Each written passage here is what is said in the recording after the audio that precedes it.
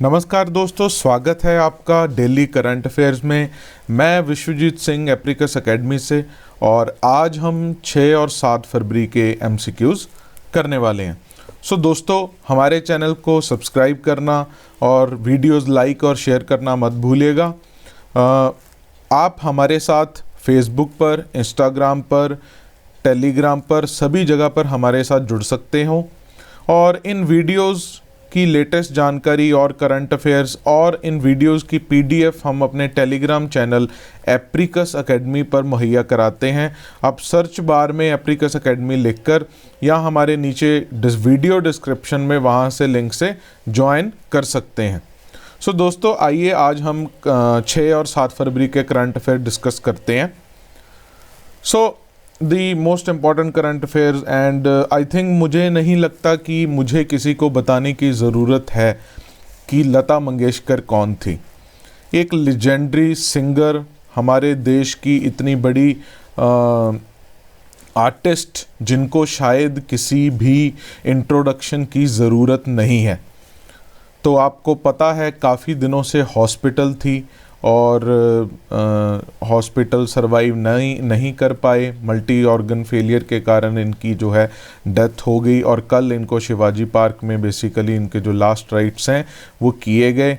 Bharat Ratna awardee भी थी ये, और इनके बाद इनकी 3 बहनें, जिसमें से उषा मंगेशकर, आशा भोंसले, आपको पता है आशा भोंसले भी वेल नोन सिंगर हैं, मीना खेदाकर, और इनके ब्रदर जो हैं हृदयनाथ मंगेशकर, ये पीछे छोड़ गई हैं।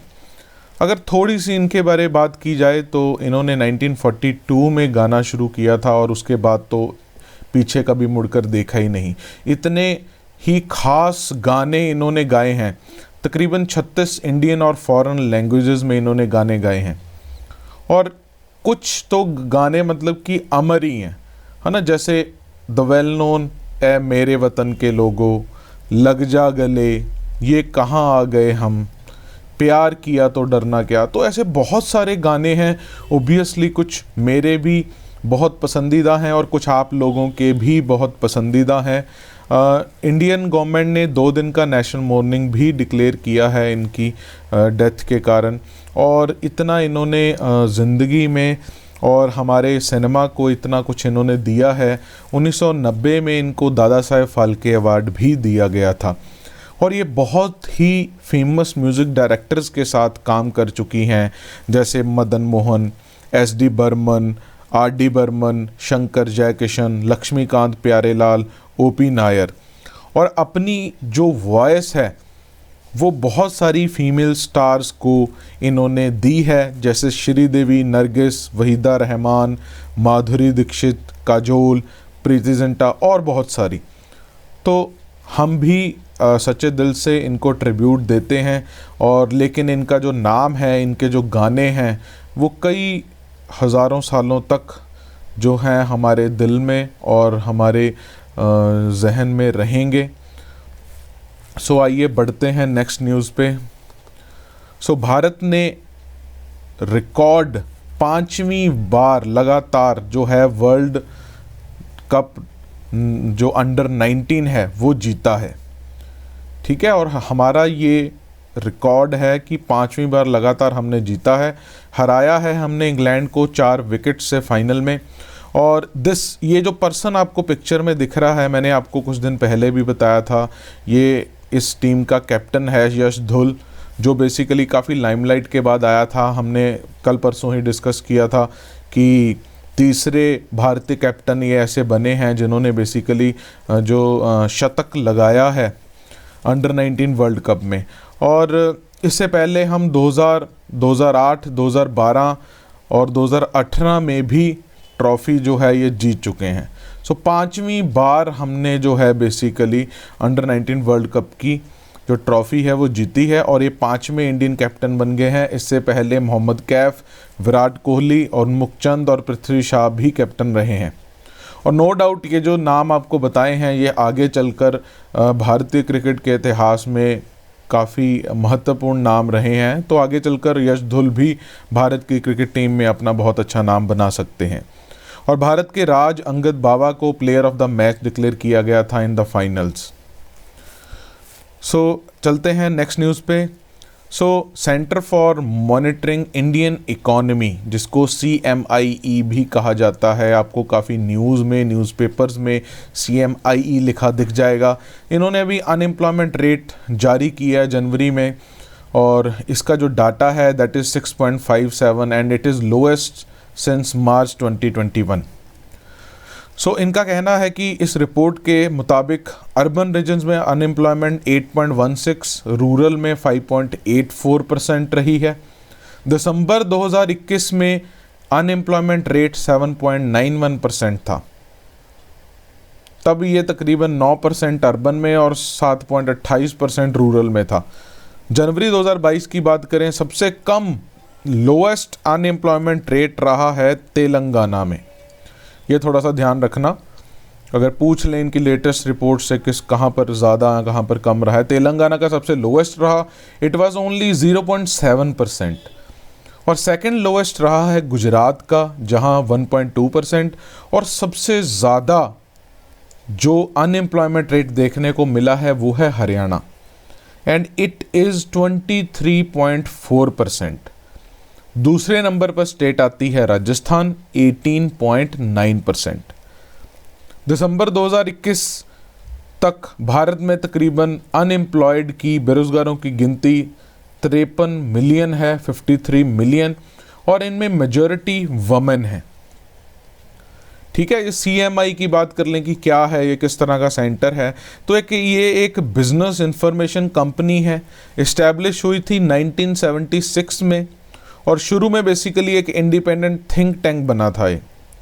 और right now CMI produces economic and business databases और स्पेशलाइज्ड एनालिटिकल टूल्स भी ये डेवलप करता है, ताकि जो इसके कस्टमर्स हैं उनको जो है बेसिकली डिसीजन मेकिंग या रिसर्च के लिए डाटा प्रोवाइड किया जा सके।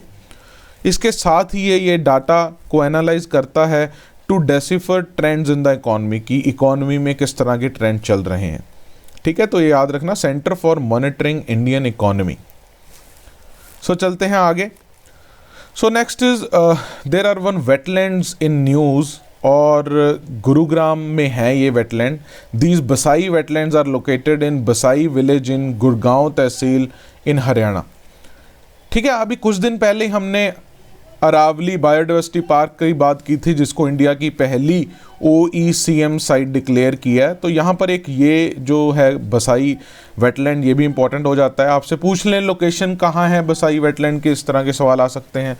तो ये basically it is a oasis in the heart of a concrete jungle, इसे कहा गया है, और it is recognised as one of India's important bird and biodiversity area. और ग्लोबल कंजर्वेशन सिग्निफिकेंस इसका बहुत ज़्यादा है, क्योंकि बहुत ही ज़्यादा यहाँ पर इंडेंजर्ड, वनरेबल और थ्रेटन बर्ड स्पीशीज़ देखने को मिलते हैं। लेकिन पिछले कुछ समय से इन स्पीशीज़ की पॉपुलेशन है वो बहुत कम हो रही है, और हालांकि जो अभी कॉन्टिन्यूइंग डिस्ट्रक्शन और प्रेशर जो लैंड पर पड़ रहा है ना, जिस तरह से अर्बनाइजेशन हो रही है, इस पिक्चर में ही आप देख सकते हैं ये वेटलैंड है और यहाँ इतनी अर्बनाइजेशन हो रही है, तो उसके दोनों के चलते काफ़ी हद तक तो ये खुद को बचा पाया है। But now the population of birds and species it is being dwindled, और इस पर बेसिकली फोकस करने की बात की गई है, और इसको गुरुग्राम का बर्ड पैराडाइज भी कहा जाता है। और वहाँ के एनवायरमेंटलिस्ट और जो लोग हैं जो प्रोटेक्शन चाहते हैं कि बसाई वेटलैंड्स को भी बेसिकली अच्छी प्रोटेक्शन दी जाए।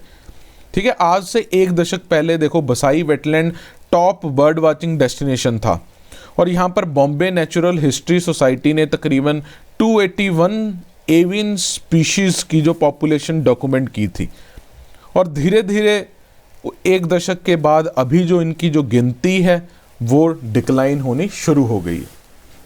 इस पर आने वाले दिनों में हो सकता है कि काफ़ी फोकस देखने को मिले, क्योंकि ऑलरेडी अरावली बायोडाइवर्सिटी पार्क भी इस तरह का इनिशिएटिव था लोगों का, एनवायरमेंटलिस्ट का और अर्बन सोसाइटी का, कि हम इसको इस तरह से जो है, देखिए ग्रीन स्पेसेस आजकल वैसे भी काफ़ी फोकस देखने को मिल रहा है कि जो सिटीज़ हैं, सिटीज़ में ग्रीन स्पेसेस कम होती जा रही हैं, और किस तरह से ग्रीन स्पेसेस को मेंटेन करना है, और ग्रीन स्पेसेस ज़्यादा से ज़्यादा इनकी ज़रूरत है हमें शहरों में।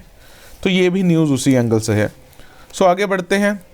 सतकोसिया टाइगर रिजर्व ये न्यूज़ में है बिकॉज दोबारा से यहाँ कोशिश की जा रही है कि इसको सूटेबल टाइगर हैबिटेट बनाया जा सके। अभी हुआ क्या देखिए, 15 साल पहले इसको टाइगर रिजर्व डिक्लेयर किया गया था, लेकिन इट वाज टोटली फेल्ड। ठीक है, रिवाइव नहीं कर पाए टाइगर की पॉपुलेशन को। ठीक है, हालांकि यहाँ पर भारत का पहला inter state tiger allocation programme भी शुरू हुआ था। ठीक है, और अभी दोबारा से जो नई एफर्ट्स हैं वो शुरू की गई हैं ताकि जो है इसको दोबारा से एक टाइगर हैबिटेट बनाया जा सके। अभी जो वहाँ का स्टेट और फॉरेस्ट डिपार्टमेंट है उड़ीसा में, ठीक है, ये ध्यान में रखना उड़ीसा में है Satkosia tiger reserve in Orissa, तो उन्होंने कोशिश की है कि 3 गांव के जो इनहेबिटेंट हैं, जो इसके कोर एरिया में रह रहे हैं, उनको वहाँ से रेलोकेट करके कहीं और जगह दी जाए ताकि एक 500 स्क्वायर किलोमीटर का इनवायलेट जोन बनाया जा सके टाइगर्स का, जहाँ पर किसी का आना जाना अलाउड ना हो। ठीक है, और इस टाइगर रिजर्व में जैसा मैंने आपको बताया कि भारत का पहला inter state tiger allocation programme launch हुआ था 2018 में, जब एक जोड़ा लाया गया था टाइगर और टाइग्रेस, कान्हा टाइगर रिजर्व और बांधवगढ़ टाइगर रिजर्व से। और ये प्रोग्राम लेकिन फेल हो गया था बिकॉज रीज़न थे, एक तो हॉस्टिलिटी ऑफ लोकल कम्युनिटीज़ और दूसरे थे कि जो टाइगर रिजर्व के रिसोर्सेज हैं उनकी बहुत ही ज़्यादा इंटेंसिव यूटिलाइजेशन हो रही थी इन लोगों के द्वारा अपने गुजर बसर के लिए। ठीक है, देखिए जब सतकोसिया को टाइगर रिजर्व डिक्लेयर किया गया था तो यहाँ पर 12 टाइगर्स थे और आने वाले सालों में तो पॉपुलेशन एकदम से गिर गई।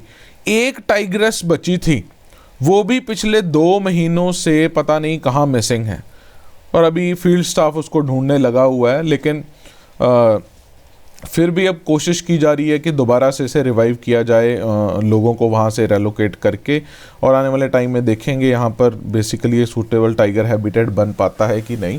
ठीक है, तो अब ये ध्यान रखना, Satkosia tiger reserve it is located in Orissa. So आगे बढ़ते हैं। So black percher, what is this black percher, है ना, नाम सुनते ही लगता है कि यार किसी तरह का कोई एनिमल है, लेकिन it is also known as black ground skimmer. So it is basically a species of dragonfly. ये आपको पिक्चर में दिख रहा होगा, ये एक ब्लैक ड्रैगन फ्लाई है और पहली बारी इसे शेषचलम हिल रेंजेस में देखा गया है। यूजुअली यहाँ पर इसका जो है ये नहीं पाया जाता है, ये कहते हैं, और पहली बार इसको जो है यहाँ देखने को मिला है ये। और साइंटिफिकली बात करें तो it belongs to phylum Arthropoda, class Insecta and order Odonata. ठीक है, IUCN की जो रेड लिस्ट है ऑफ थ्रेटन स्पीशीज, उसके according it was in 2016 it was labelled as least concern because ये काफ़ी ज़्यादा यूरेशिया और पूरे अफ्रीका में पाया जाता है। ठीक है, थोड़ा सा शेषचलम हिल रेंजेस देख लो तो ये चित्तूर और कदप्पा डिस्ट्रिक्ट्स का पार्ट है, बेसिकली वहाँ पर है आंध्र प्रदेश में, और इस एरिया को डेजिग्नेट किया गया था शेषचलम बायोस्फीयर रिजर्व भी 2010 में। ठीक है, तो ये थोड़ा सा ध्यान में रखना। आगे चलते हैं। सो प्लानिंग की जा रही है कि श्रीलंका होस्ट करे बिम्स्टेक समिट 30 मार्च को। देखिए बिम्स्टेक क्या है, पहला बेसिक सवाल आता है ना, दैट व्हाट इज बिम्स्टेक। तो BIMSTEC is basically Bay of Bengal initiative for multi sectoral technical and economic cooperation.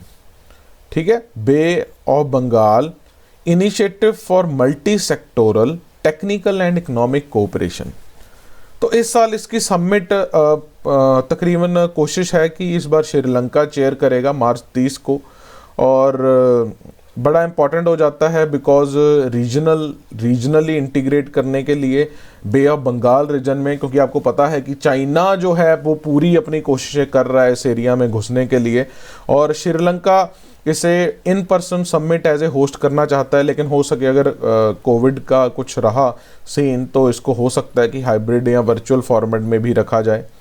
और अगर बिम्स्टेक की चलो आगे बात करेंगे, और इस समिट में हो सकता है कि अप्रूव किया जाए BIMSTEC charter, BIMSTEC master plan for transport connectivity, BIMSTEC convention on mutual legal assistance in criminal matters, और इसी तरह से ये जो ग्रुप है वो कोशिश करेगा कि बिम्स्टेक कोस्टल शिपिंग एग्रीमेंट और मोटर व्हीकल्स एग्रीमेंट भी जो है उसको फाइनलाइज किया जाए। और सारी जो इस बार नज़रें हैं वो म्यांमार पे है, क्योंकि आपको पता है म्यांमार में जो है मिलिट्री रूल शुरू हो गया और पहली बार जब लास्ट फरवरी 1, 2021 को आर्मी ने टेक ओवर कर लिया था, तो पहली बार ऐसा होगा कि अंडर मिलिट्री रूल म्यांमार इस तरह की मल्टीलेटरल समिट में ये पार्टिसिपेट करेगा। और करेगा नहीं करेगा ये आने वाला टाइम ही बताएगा। बिम्स्टेक की अगर एक बात ये भी जान लें कि बिम्स्टेक के मेंबर कौन कौन हैं, तो इसमें भारत है, नेपाल है, भूटान है, बांग्लादेश है, म्यांमार है, थाईलैंड है और श्रीलंका है। यहाँ पर आप बहुत गौर से ध्यान रखें, बिम्स्टेक में पाकिस्तान नहीं है, इसमें तकरीबन हमारे बहुत अच्छे मित्र देश ही हैं। ठीक है, देखो भारत के साथ इधर नेपाल, भूटान, फिर नीचे बांग्लादेश और म्यांमार, एंड देन थाईलैंड और श्रीलंका। लास्ट समिट इसकी हुई थी 2018 में काठमांडू में, जहां पर पीएम मोदी और काफ़ी मेंबर्स भी गए थे इसे अटेंड करने। और इम्पोर्टेंस की बात करें तो ये ग्रुप दिल्ली के लिए बहुत ज़्यादा इम्पोर्टेंट हो गया है, बिकॉज सार्क बिल्कुल डोरमेंट पड़ा है। आपको याद होगा पाकिस्तान के उरी में हमले के बाद बेसिकली सार्क जो है उसके बाद उसकी कोई भी मीटिंग नहीं हो पाई है, और इंडिया ने डिनाई किया था कि जब तक जो पाकिस्तान है वो अपने काउंटर टेररिस्ट मेजर्स नहीं लेता तब तक सार्क की जो मीटिंग है वो हम नहीं अटेंड करेंगे या नहीं होने देंगे बेसिकली। ठीक है, और 2019 की अगर बात करें, 2019 में भारत ने सभी बिम्स्टेक्स के हेड्स को इनवाइट किया था ताकि जो नरेंद्र मोदी हैं उनकी ओथ टेकिंग सेरेमनी में वो सभी शामिल हो सकें। सो बिम्स्टेक एक नया अल्टरनेटिव निकल सकता है सार्क के कंपैरेटिवली, बिकॉज सार्क आपको पता ही है बिल्कुल ही डोरमेंट पड़ा है। तो देखते हैं श्रीलंका इसको समिट को होस्ट करता है मार्च में कि नहीं। सो आगे बढ़ते हैं। Delimitation has composed major changes in Jammu and Kashmir. आपको पता ही है डीलिमिटेशन कमीशन बैठा हुआ है जब से जम्मू एंड कश्मीर को यूटी घोषित किया गया है और एब्रोगेशन ऑफ 370 हुआ है, तब से आपको पता है दो भागों में डिवाइड किया गया है, JNK एंड दूसरा इज़ लद्दाख। दो यूटी बनाई गई हैं और लद्दाख जो यूटी है with no legislative assembly and JNK को एक यूटी विद लेजिस्लेटिव असेंबली बनाया गया है। लेकिन इतना टाइम बीत जाने के बाद भी, देखिए अगस्त 2019 2022 3 साल होने वाले हैं, इतना टाइम बीत जाने के बाद भी जो है यहाँ पर जो लेजिस्लेटिव असेंबली है वो नहीं आ सकी है।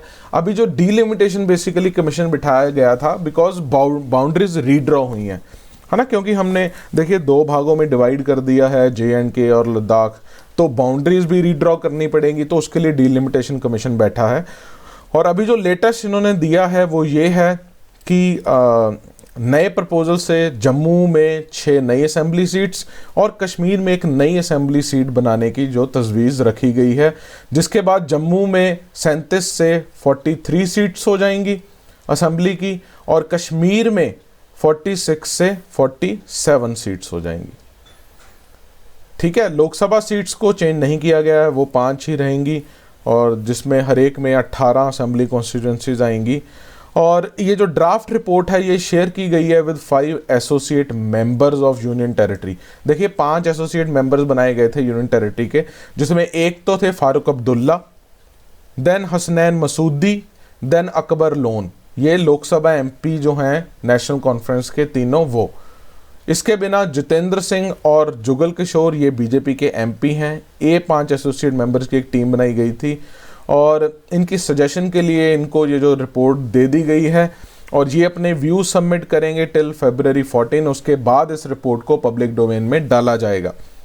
ये थोड़ा सा कंट्रोवर्शियल भी रहा है। कंट्रोवर्सी का रीज़न ये है, देखिए कमीशन ने पहले तो इग्नोर की थी objections filed by national conference on December 31 last year. देखिए कमीशन ने क्रिटिसाइज किया था, ध्यान से इस चीज़ को समझिए। कमीशन ने कहा था कि आपने पॉपुलेशन को तो टोटली इग्नोर ही कर दिया, आप नई कॉन्स्टिट्यूंसी तो बना रहे हैं लेकिन आप ये बात भूल रहे हैं कि कश्मीर डिवीज़न में भी तो पॉपुलेशन ज़्यादा है एज़ कम्पेयर टू जम्मू। ठीक है, कश्मीर डिवीज़न में पॉपुलेशन ज़्यादा है एज़ कम्पेयर टू जम्मू, और कश्मीर को आप सिर्फ 1 सीट दे रहे हैं। ठीक है, कश्मीर को एक सीट दे के आप टोटल 47 कर रहे हैं और उधर 6 सीटें दे के आप 43 कर रहे हैं। ठीक है, देखिए कहीं ना कहीं ये जो कोशिश है, देखिए ये आपको फॉर श्योर पता है, जम्मू रीजन बेसिकली यहाँ पर हिंदू पॉपुलेशन ज़्यादा है और जम्मू कश्मीर रीजन में जो है मुस्लिम पॉपुलेशन ज़्यादा है। तो कहीं ना कहीं बेसिकली जो है कि ये जो कोशिश है वो इसलिए है कि कल को लेजिस्लेटिव असेंबली अगर बनती है तो वो मेजॉरिटेरियन गवर्नमेंट के हाथ में ही रहे।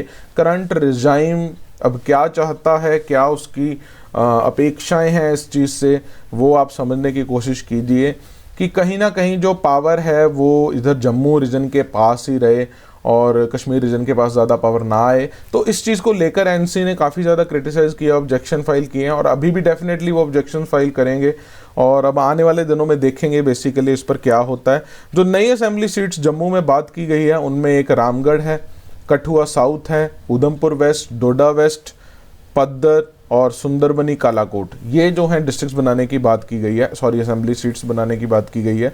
और श्रीनगर में जम्मू कश्मीर में जो एक बात की गई है वो है त्रहग्राम कुपवाड़ा से। ठीक है, तो इसको लेकर काफ़ी ज़्यादा पॉलिटिक्स भी चल रही है और एनसी ने दोबारा से ये डिमांड की है कि ये गलत है, आप ये गलत कर रहे हो कि कश्मीर को सिर्फ 1 दे रहे हो और जम्मू को 6 दे रहे हो, तो इट शुड बी बैलेंस्ड।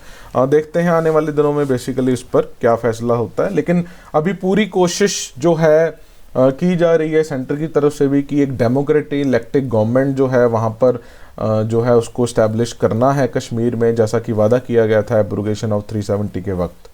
सो देखते हैं आने वाले दिनों में इसमें क्या होता है, तो इसको थोड़ा सा ध्यान से पढ़ लेना आप। आगे बढ़ते हैं। हाई स्पीड रेल बनाई जा रही है मुंबई अहमदाबाद में, आपने ज़रूर ये न्यूज़ सुनी होगी। और ये जो भारत की पहली बुलेट ट्रेन होगी इसमें सूरत पहला स्टेशन होगा। ठीक है, ये बेसिकली 12 स्टेशंस को कवर करेगी रेल लाइन और इससे जो जर्नी टाइम है मुंबई और अहमदाबाद का वो सिर्फ 2 घंटे का रह जाएगा, 2 आवर्स।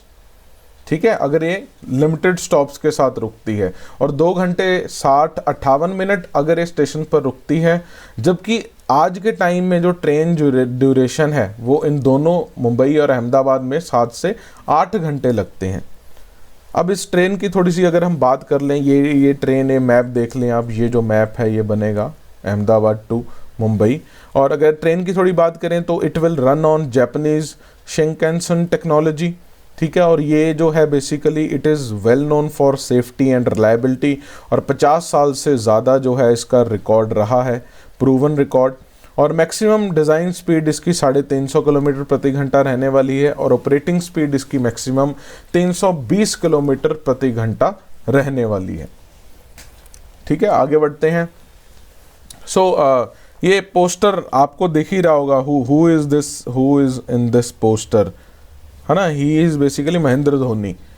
तो महेंद्र धोनी पहली बार ग्राफिक नोवेल में उनके सुपर हीरो बन के आ रहे हैं। ये नॉवल लॉन्च किया जा रहा है, ग्राफिक नॉवल, जिसका नाम अथर्वा द ओरिजिन रखा गया है। विरजू स्टूडियोज़ और मिदास डील्स प्राइवेट लिमिटेड ने ये मोशन पोस्टर रिलीज़ किया है जिसमें महेंद्र सिंह धोनी दिख रहे हैं और इनको सुपर हीरो बनाया गया है। इसमें आप देख सकते हैं थोड़ी सी रग्ड लुक जो है धोनी की बनी है और ये किस तरह से ये नॉवल परफॉर्म करेगा ये आने वाले टाइम में हमें पता लगेगा। अगर ये बात करें इम्पॉर्टेंट बात, किसने ऑथर किया है, who is the author of this novel, it is Ramesh Thamilmani. Ramesh Thamilmani है, याद रखना, इन्होंने बेसिकली इसके ऑथर हैं और 150 लाइफ लाइक इलस्ट्रेशन को यूज़ किया गया है एक नैरेटिव देने के लिए। प्रोड्यूस किया गया है बाय विंसेंट अदायकालराज और अशोक मैनर और मेकर्स का कहना है कि वो प्लान भी कर रहे हैं कि इस नॉवल पर बेस्ड एक वेब सीरीज़ जो है उसको लॉन्च किया जाए। तो ये ध्यान में रखना, अथर्वा, और इसमें कौन है, महेंद्र सिंह धोनी, और ऑथर कौन है, रमेश थमिलमनी। सो आगे बढ़ते हैं। रिपब्लिक डे परेड आप सभी ने अगर देखी हो तो इसमें बेस्ट डब्ल्यू चुना जाता है और इस बार का जो बेस्ट डब्ल्यू है वो उत्तर प्रदेश को चूज़ किया गया है। तकरीबन 12 स्टेट्स और यूटीज़ में से जिन्होंने पार्टिसिपेट किया था इस परेड में। थीम जो उत्तर प्रदेश के डब्ल्यू का था वो था बेसिकली 1 डिस्ट्रिक्ट 1 प्रोडक्ट मिशन, जो हमने शुरू किया था भारत सरकार ने, और काशी विश्वनाथ धाम, है ना, जिसको रिसेंटली नरेंद्र मोदी जी ने बेसिकली इनॉग्रेट किया था। दूसरे नंबर पर आने वाला है कर्नाटका। कर्नाटका का जो टैब्लू था वो बेस्ड था on cradle of traditional handicrafts. तीसरी पोजीशन गई है मेघालय को, जिनका टैब्लू मेघालय के 50 साल स्टेटहुड के और एक ट्रिब्यूट था to women led cooperative society and SHG self help groups. ठीक है, बेस्ट मार्चिंग कंटिजेंट की बात करें तो सबसे बेस्ट ये इंडियन नेवी का रहा, और अगर CAPF या ऑक्सिलरी फोर्सेस की बात करें तो ये CISF का रहा। ठीक है, इसके बिना ये आप देख सकते हो उत्तर प्रदेश का टैब्लू यहाँ पर है पिक्चर में। और इसके बिना अगर हम बात करें तो मिनिस्ट्री ऑफ एजुकेशन और मिनिस्ट्री ऑफ सिविल एविएशन का जो टैब्लू है वो भी जॉइंटली विनर डिक्लेयर किया गया है in the category of central ministries and departments. देखिए, जो एजुकेशन का टैब्लू है उसका जो बेसिकली थीम था वो था नेशनल एजुकेशन पॉलिसी, और सिविल एविएशन मिनिस्ट्री का जो थीम था टैब्लू का वो था उड़े देश का आम नागरिक, है ना, जिसको आप you very well know it is Udaan scheme. Udaan scheme जो शुरू की गई थी भारत सरकार द्वारा, उड़े देश का आम नागरिक। ठीक है, आगे बढ़ते हैं। So India press freedom report release की गई है। इट वाज रिलीज्ड बाय, देखिए यहाँ पर इंपॉर्टेंट हो जाता है कौन सी रिपोर्ट है, रिलीज कौन करता है। So it was released by rights and risk analysis group. तो ये एक इंडियन ग्रुप ही है, न्यू दिल्ली बेस्ड। ठीक है, कोई इंटरनेशनल ग्रुप नहीं है, ये ध्यान में रखना। इंडियन प्रेस फ्रीडम रिपोर्ट इन्होंने जारी की है, और इस रिपोर्ट में ये सामने आया कि 13 मीडिया हाउसेज और न्यूज़पेपर्स को टारगेट किया गया था भारत में।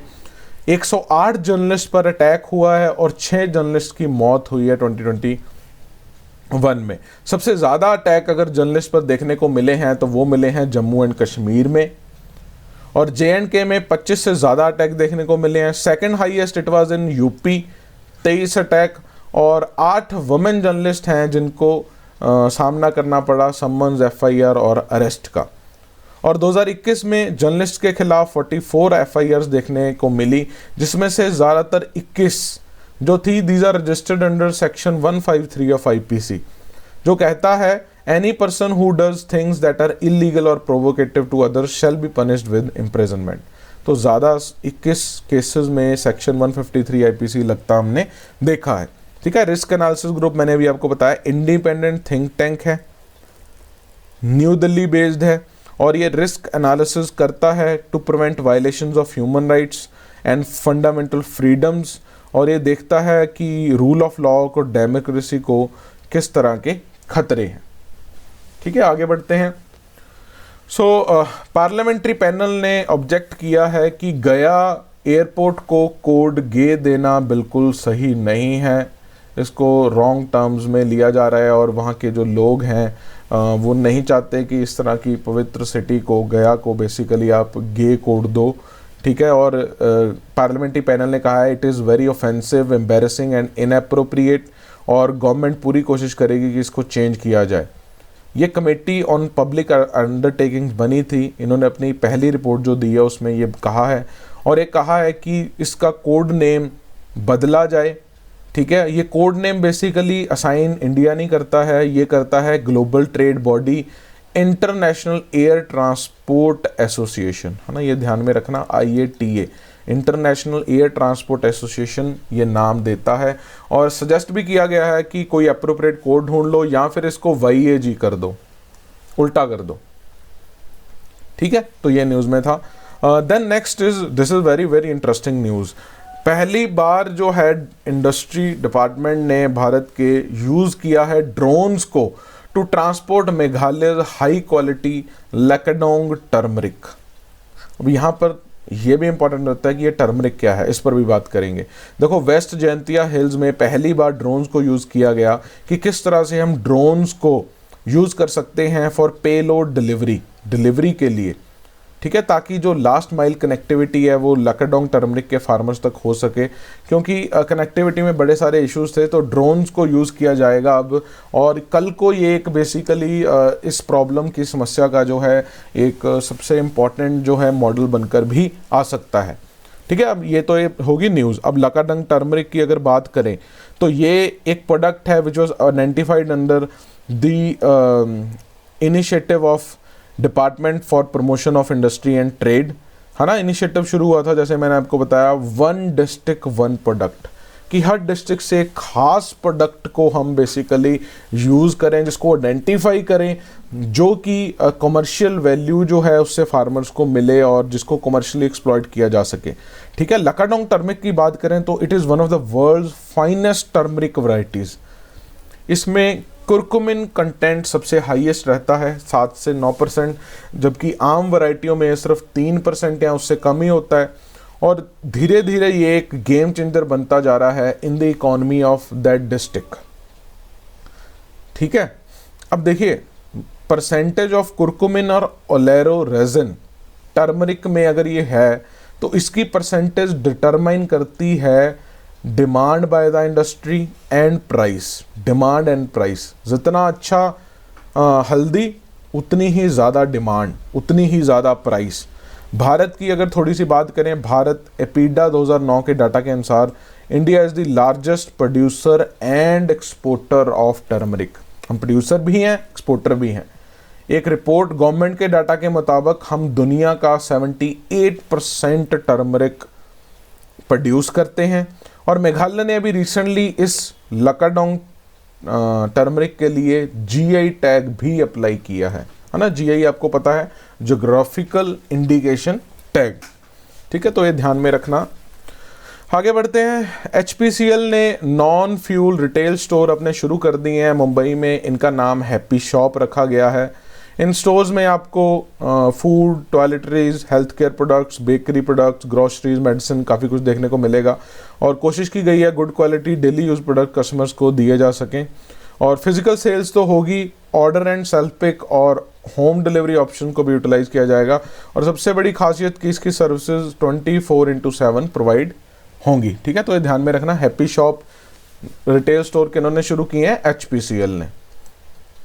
ठीक है, आगे बढ़ते हैं। एच से याद रख लो, HP, हैप्पी, HP, HPCL। ठीक है, तो इस तरह से थोड़ा याद रख लिया करो। सो नेक्स्ट आगे बढ़ते हैं। इंडिगो ने को फाउंडर राहुल भाटिया को MD जो है अपॉइंट किया है। जो भाटिया हैं वो को फाउंडर और प्रमोटर हैं इंटरग्लोब एविएशन के।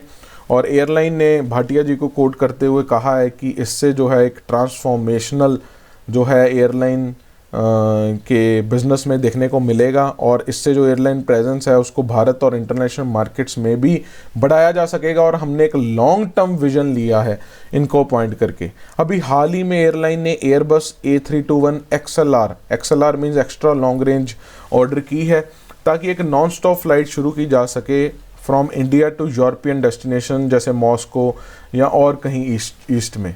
ठीक है, तो ये बेसिकली जो है इंडिगो, अब क्योंकि आपको पता है एयर इंडिया भी टाटा के पास चली गई है, तो एक काफ़ी जो है सख्त कंपटीशन के लिए इंडिगो भी खुद को तैयार कर रहा है और अपनी जो फुटप्रिंट्स हैं वो इंटरनेशनल लेवल पर भी बढ़ाने की कोशिश कर रहा है। सो आगे बढ़ते हैं। एलिजाबेथ 2 पहली ब्रिटिश मोनार्क बन गई हैं जिन्होंने 70 साल से जो है राज कर रही हैं। ठीक है, 95 ईयर्स की हो चुकी हैं एलिजाबेथ 2। और इस संडे को वो पहली ब्रिटिश मोनार्क बनी हिस्ट्री में जिन्होंने 70 साल तक राज किया ब्रिटिश पे। ठीक है, और सेलिब्रेशन शुरू हो रही हैं जून में। और लंदन की गलियों में भी जो है लोगों ने इस इवेंट का वेलकम किया है। ठीक है, आगे बढ़ते हैं। सो सेंटर ने मध्य प्रदेश के होशंगाबाद का जो नाम है वो क्लियर कर दिया है, जो स्टेट गवर्नमेंट ने प्रपोजल दिया था एज नर्मदापुरम। सो अभी ये ध्यान में रखना, होशंगाबाद का जो नया नाम है वो नर्मदापुरम रहेगा। चीफ मिनिस्टर शिवराज सिंह चौहान ने बताया Hoshangabad will now be known as Narmadapuram. और बबई टाउन जो वहाँ का है उसका नाम बदलकर मक्खन नगर रख दिया गया है from the day of Narmada Jayanti, जो कि कल है। 8 फरवरी को नर्मदा जयंती मनाई जाती है। कल से बबई टाउन का नाम मक्खन नगर। और शिवराज चौहान जी ने नरेंद्र मोदी जी का बेसिकली धन्यवाद भी दिया है।